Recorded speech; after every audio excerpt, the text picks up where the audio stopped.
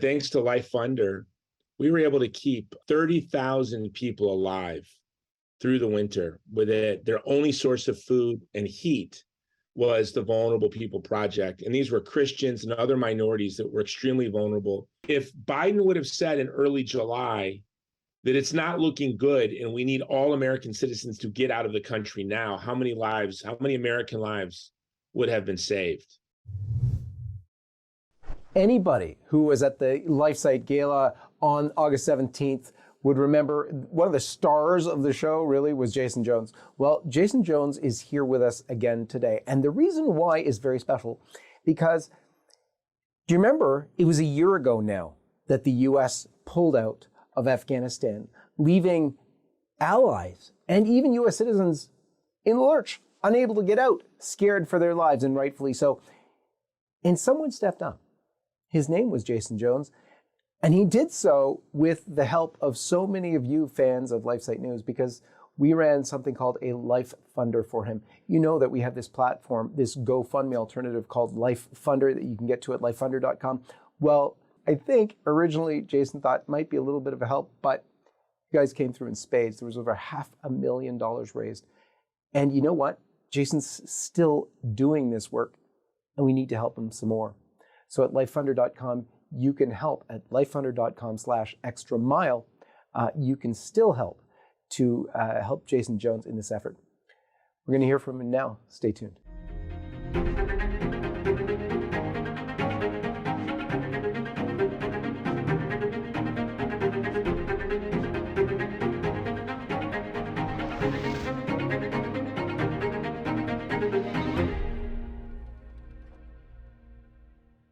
Jason Jones, so good to be with you. John Henry, great to be with you, brother. What an awesome thing you did for us at the gala. There are people raving about it all over the place. But before we get into all of that, let's begin as we always do with the sign of the cross. In the name of the Father, and of the Son, and of the Holy Ghost. Amen. It was great to see you in person here. I'm seeing you on the screen, but boy, to finally get to embrace you after more than 2.5 years of being away, it was that's really quite something. Yeah, I was excited you made it across the border. I did send John Candy and a crew to go try to stop you, but somehow you evaded them. Tell us, Jason, we're experiencing an anniversary right now. Not a good anniversary, but an anniversary of something that launched you into almost like a new life. Tell us what happened and what we're remembering right now.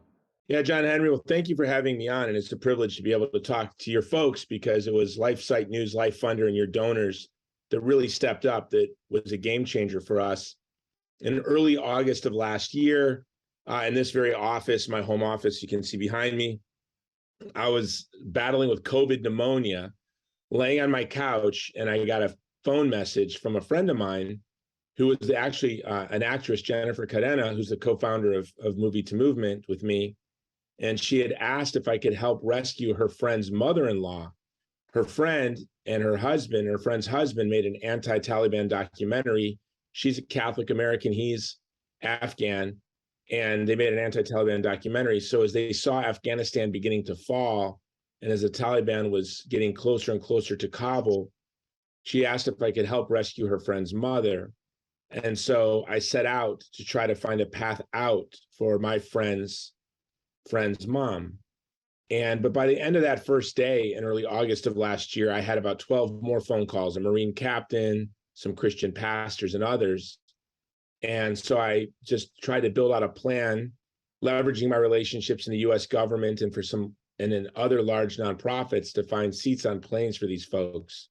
But by the end of the first week, word had spread that I was successfully getting folks out, and just me on this couch behind me in this laptop, I'd fielded over 1,000 requests from pastors, from Army Green Berets, from Marines, folks just trying to get out their interpreters or Christian leaders and their families and others. And it really began to become what I thought was going to be a very simple project, not simple, but a small, just a project of getting out a few friends or friends of a few friends. It blew up into really what became a new full-time mission for my organization. At the Vulnerable People Project, what we do traditionally, as you know, is we run influence campaigns to defend the vulnerable from genocide, war, defending the child in the womb. We run influence campaigns using celebrities or politicians or media, getting legislation introduced, trying to form policy, and but sort of doing direct evacuations from a country that's in collapse was new to us. But why I am so grateful to talk to your audience is somebody from your team contacted me, and honestly, I was a bit annoyed. They were like, "Hey, we're putting together a life funder for you." I didn't know what that was. And can you look at something? And I hadn't slept in days. I was stressed out and overwhelmed. And I felt like the last thing I needed right now was a chore. I had all the tasks in the world in front of me. But I looked at the Life Funder. I said, "Oh, wow, this is great." And I thought, "Oh, this could maybe raise us a couple of $1,000s, and this will be a nice help." But as Afghanistan continued to collapse, and I was focused on building out overland routes to get Christian leaders and their families and others out of Afghanistan as the airport became inaccessible and then eventually closed. In just a matter of a few weeks, I didn't even look over at the Life Funder, and it raised over $500,000. And what this allowed us to do is, when a lot of these large groups that got a lot of publicity, we weren't seeking publicity. We were being very quiet about what we were doing. And we were building overland routes into all of the neighboring countries just to keep people alive and get them out as soon as possible. A lot of folks we couldn't get out. A lot of pastors were captured and killed. A lot of interpreters were captured, beheaded, hung. It was quite sorrowful. A lot of people on our list before we could evacuate them were murdered. But what had happened is, thanks to Life Funder, we were leveraging our relationships with big organizations and with government agencies and getting our folks onto other people's planes. But what Life Funder allowed us to do now was to really build an underground railroad. And as winter approached, and the railroad was sort of, our routes were becoming very dangerous and very expensive, we decided to cease evacuations through the winter and to begin to feed these Christian communities that were being starved out. These minority communities like the Hazara were having food directed away from them. And the UN had predicted over 1 million deaths last winter. But thanks to Life Funder, we were able to keep 30,000 people alive through the winter, with it. Their only source of food and heat was the Vulnerable People Project. And these were Christians and other minorities that were extremely vulnerable. This also included American citizens that were in hiding. We were able to get the last American citizens on our list out shortly before Christmas. The funds to do that had also come from Life Funder. So, we're a very small organization. We have me and 3 other folks. And so 100% of the funds that came in from Life Funder went directly to mission. We also don't use Western organizations. We don't ship food. We were locally sourcing our food from neighboring countries. We were partnering with Afghan anti-Taliban tribes and communities to facilitate our evacuations and food distribution, so there was no cost there. So our little organization, together with Life Funder, we probably distributed more food than the World Food Program in Afghanistan last winter.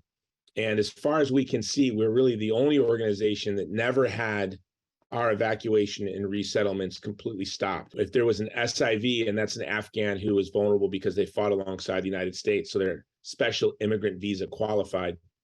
When we had SIVs that were in imminent danger, at no point were we ever not able to evacuate them.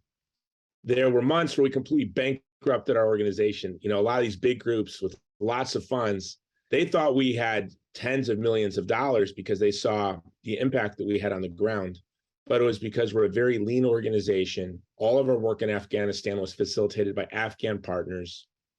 And we had no fundraising costs. All this funds was raised really by the grace of LifeSite News, Life Funder, and your donors. We're very, very proud to have helped you do what you do. But your job there is not finished yet. Tell us what you're doing now and what the needs are now. I was thinking what our Lord told us is, if someone compels you to go a mile with them, and I really love that the word is compelled. Someone compels you, not asks you, not suggests, not cajoles, compels you to go a mile with them. Go an extra mile. The Vulnerable People Project felt compelled to rescue people who were made vulnerable because of they were my co-religionists, they were fellow Christians, or because they fought shoulder to shoulder with Americans in the war on terror. I felt that I had no choice, that I had to do all I could to rescue them, and the fact that we were compelled to serve them. We thought it would be simple, get them across the border, and then we were done. But of course, to be a Christian in Pakistan isn't much better than being a Christian in Afghanistan. And so we have to find permanent resettlement. We have to find countries to permanently resettle them. So we're calling phase 2 this year, extra mile. We felt compelled to go 1 mile last year, and we're going to go the extra mile. One of the things that I personally said to every Afghan that contacted our organization, whether it be a Christian, a Hazara, or an SIV who was made vulnerable for their service to the United States, I told them that they were going to be okay and that we would be with them until they are safe. And I said that because that's what I learned in the Army as an infantryman. When you come across a wounded soldier, a wounded buddy, a cohort, you put your hand on their shoulders, you comfort them, and you tell them they're going to be okay. And so that's all I could think to say. It's just, you're going to be okay. And we were telling this to people, John Henry, as I'm talking to them, people around them are being shot, family members have been captured and hung, and we're telling them they're going to be okay. And I'm glad I said that, because I feel like that was a contract. I'm now obligated to be with them until they are safe. And so we're not going to quit. It's very expensive to resettle one immigrant because the United States is not keeping its commitment to SIVs.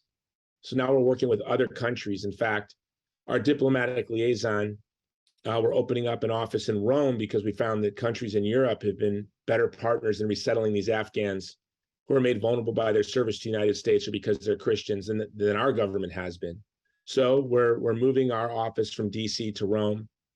But it's $50,000 over 18 months to resettle a refugee.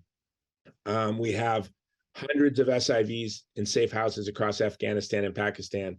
That comes at a great cost. And as you can imagine, it's very challenging for them, and mentally and emotionally and spiritually, it's becoming very hard for them after now a year in hiding. And then we have the brutal winter that's going to be bearing down upon us with food shortages across the globe for many reasons. And those Afghan Christians and Hazaras are looking at famine.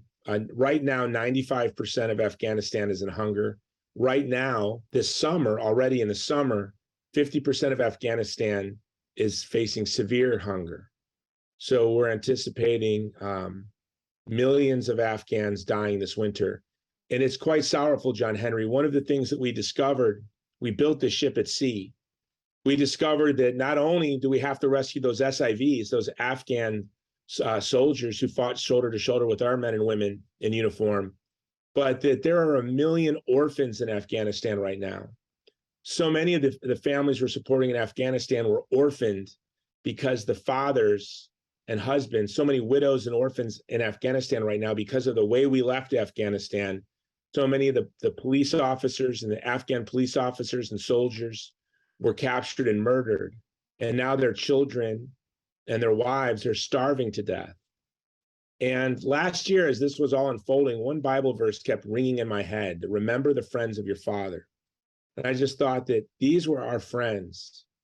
These were the friends of our fathers. These were the friends that fought the worst terrorists in the world with us. And, as a former infantryman, the Ranger Creed, my favorite stanza is, never will I leave a fallen comrade to fall into the hands of the enemy, and under no circumstances will I embarrass my country. Well, last year, Joe Biden embarrassed our country. He abandoned our cohorts, our allies. He abandoned them to our enemy. And now their children and their wives are starving to death. What you just said is very powerful. And it wasn't an abandonment that was, well, it might have been pre-planned, but he swore up and down, did he not, that he wouldn't do that. In fact, we're going to play a couple of those clips right now. This is Joe Biden promising to do the right thing. Mr. President, do you trust the Taliban, Mr. President?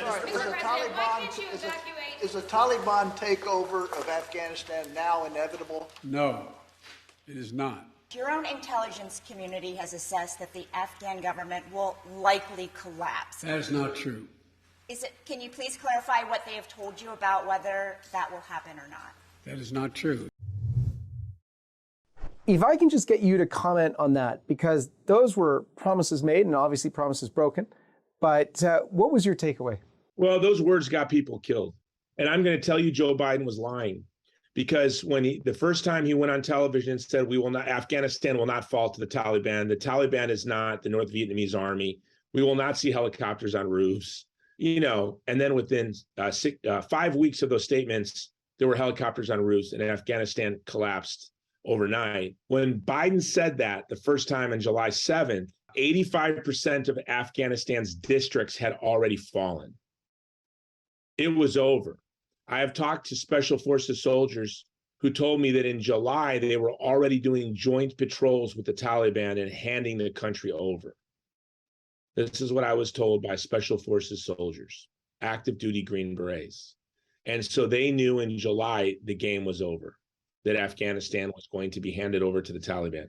So when Biden said that, the problem is not only that we didn't get American citizens out. I mean, I'm sure there are still American citizens there in hiding. There were hundreds to thousands of U.S. citizens there. We can't ever get a real number. I heard as high as 10,000. We had Americans on our list until Christmas, around Christmas time, in country, in hiding. A lot of them wouldn't leave. In August, there were family members asking us to rescue their family. And their family would tell us, American citizens would tell us, Biden said Afghanistan's not going to fall. And we're like, it's falling. Within days of those calls, many of the people we lost, we can never communicate with again. For all we know, they were killed. So if Biden would have said in early July that it's not looking good and we need all American citizens to get out of the country now, how many American lives would have been saved? How many SIVs would have been saved? But it's the opposite, actually. Our Afghan ground director, who runs our ground operations, Prince Wafa, was an American citizen who didn't get home from Afghanistan until in December. Prince Wafa had to sneak into the country to rescue his own wife because the State Department wasn't processing her visas. She couldn't even get a meeting at the embassy. And so he wasn't going to let his wife die. Prince Wafa snuck into the country on August 15th. He grew out his beard, snuck in the country, went to get his wife, ended up being stuck there, saw me on EWTN News Nightly, reached out to me, and then our organization was able to partner with him to facilitate his evacuation and get him back to the United States with his wife. So when Biden lied, what he did is he let steam out of the kettle. So a lot of Americans and a lot of the SIVs didn't recognize how important it was that they would get out of the country. And so we saw the catastrophe at the airport. So on August 26th of last year, a bomb blast went off at Abbey Gate that killed 13 Americans, 12 Marines and 1 Navy corpsman, and also 170 Afghans killed and countless wounded. We know, John Henry, now about the bomb at Abbey Gate. I was really hesitant to tell this on but I've been saying it. I just thought it wasn't prudent for me to share this with the media. I was told on August 25th to get everyone away from the Abbey Gate. There was a terrorist attack that was imminent. And so we were able to get some folks away from that gate, including an interpreter with his pregnant wife and their 3-year-old child, hours before the bomb blast went off. Well, I always wondered how our friends had this information about Abbey Gate. Well, now we know the CIA had told the Marines that to watch this terrorist, said that there was this terrorist, don't apprehend him, just observe him. And for 72 hours at least before the bomb went off, they had eyes on this guy. So the CIA was aware of the terrorist that ended up detonating the bomb that killed 13 Americans and 170 Afghans. You couldn't imagine a withdrawal from a country that was more disgraceful, more thoughtless to the lives of U.S. servicemen and women, more thoughtless to the sacrifice made by countless Americans over the past 20 years, not to mention the treasure, not only the blood, but the treasure that the American people poured into that country, the trust that the Afghans placed in us. You cannot think of a more disgraceful exit than what happened on August 30th of 2021. And I think it was the most shameful day in history. Of course, it's better that an injustice that be done to you than you inflict an injustice on others. And 9/11, Pearl Harbor, we had an injustice inflicted on us. But the US government, the Biden administration, not only inflicted an injustice on the people of Afghanistan, all those veterans who sacrificed years of their lives, and many gave the ultimate sacrifice, all of that was just spit on by the Biden administration. And then now countless Christians and friends and allies of ours are living in hiding, and many have already been killed. Just a quick note before we return. If you would like to stay up to date on LifeSite's coverage of the latest life, family, and culture news, subscribe to one of our many newsletters by going to lifesitenews.com/subscribe. And if you'd like to help us bring our truth-telling coverage to millions around the world, please consider making a one-time or monthly donation at give.lifesitenews.com. And now, back to the video. I'd love you to just recount, if you could, one story, one that touches your heart, and one that you've seen the fulfillment of with one of the families or people that you've rescued. Okay, so one story is I was in my home office here in Texas, and a young Afghan woman was released from a refugee camp because her pregnancy was so problematic that the doctors at the camp said, "We can't help you, go find help outside." And they just let this young couple into America out. And they went to Austin because they had Afghan relatives there. They showed up in Austin, and this woman had a very serious problem pregnancy. And I'm imagining she probably didn't know what she was going to do with this pregnancy. And she ended up at a pregnancy center, pro-life counseling, pregnancy counseling center.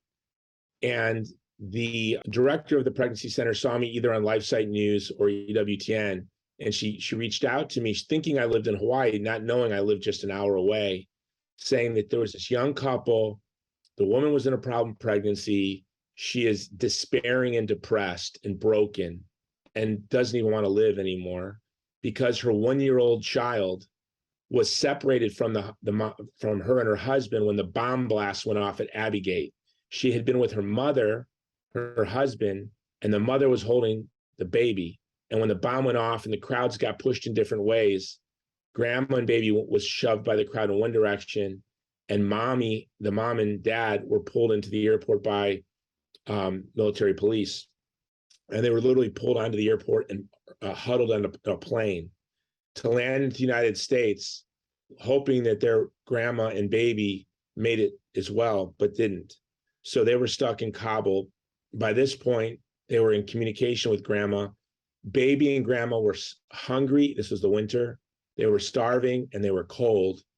They didn't have heat, and they didn't have money for fuel, for coal or kerosene or for food.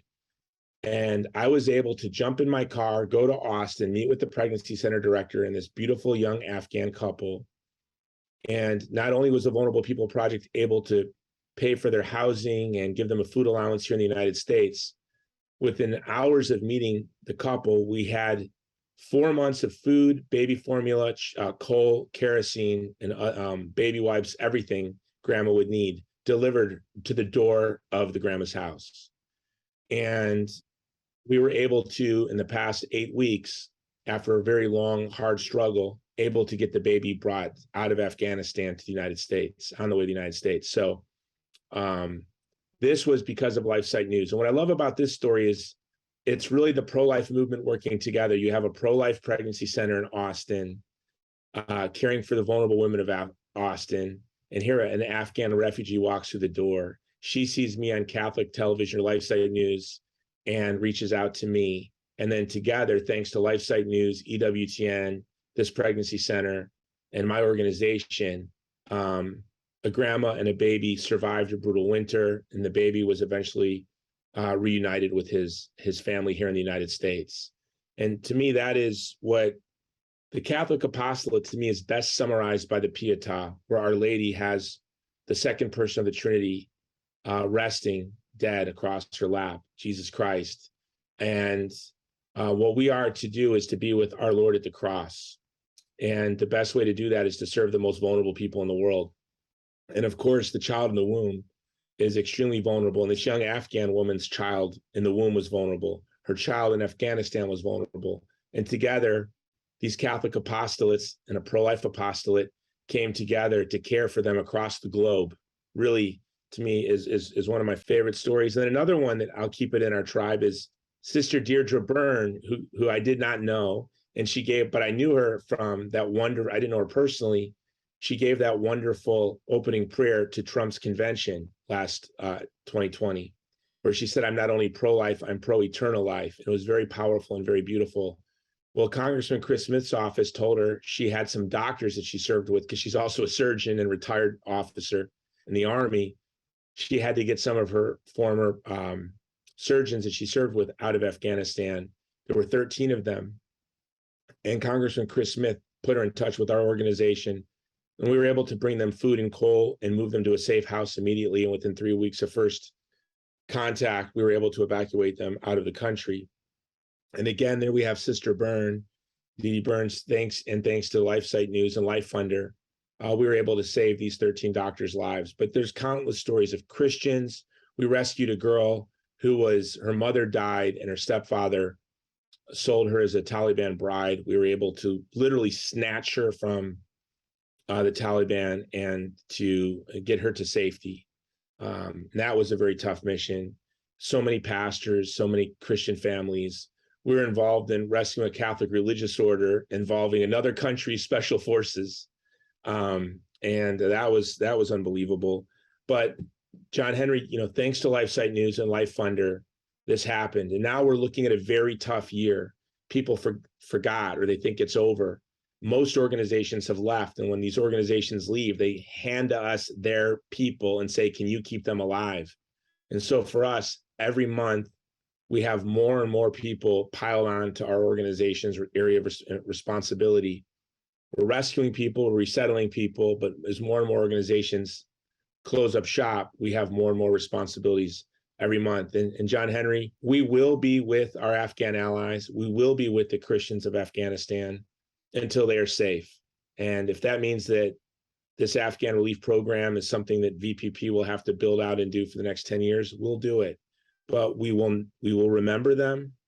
We will fight for them diligently. So many of them are losing hope and they're despairing. But I know they want to listen to these programs I'm on, and I just want them to know that we are working for them every single day. My team works all day, every day to ensure their safety. There are so many organizations right now that have lost the faith. They've lost their way. They're funding pro-abortion ventures. They're gone woke, if you will. And your funding of those organizations has to stop. But there are actually really good organizations to fund.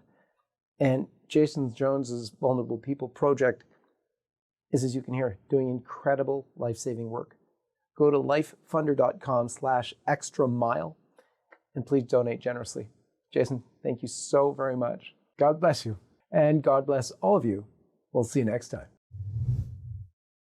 Hi everyone, this is John Henry Westen. We hope you enjoyed this video, and to see more like this, be sure to hit the subscribe button below to get all the latest content from LifeSite News. So check out our links in the description to read more, sign up for our newsletter, and connect with us on social media so that you can stay up to date with all of the latest life, family, and culture news. Thanks for watching, and may God bless you.